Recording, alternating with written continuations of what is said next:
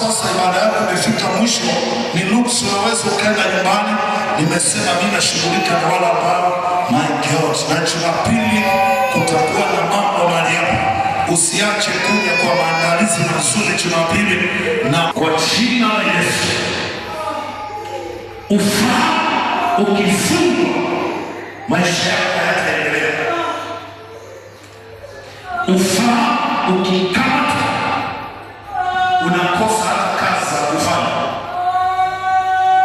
Naombea ufahamu wako uwe hai sasa kwa jina la Yesu Kristo. Matatizo ya watu, kwa hiyo usikae na tatizo lako, usikae na tatizo lako nyumbani, usikae na tatizo lako chumbani, usikae na tatizo lako. Hakikisha unaleta tatizo lako. Yule mwanamke akamwendea mtu wa Mungu, hakikisha unalitambua hilo.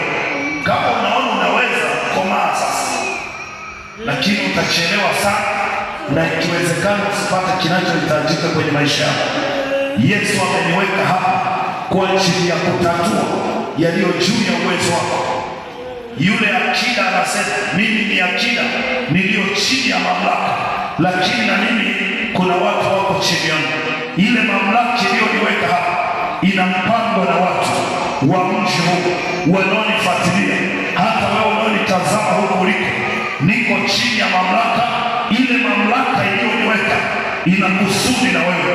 Ile mamlaka iliyonitia mafuta ina kusudi na wewe. Kwa hiyo usikae na tatizo lako, hakikisha unamwendea mtu wa Mungu kwa ajili ya changamoto yako. Yesu afanye njia kwa ajili ya utukufu wake.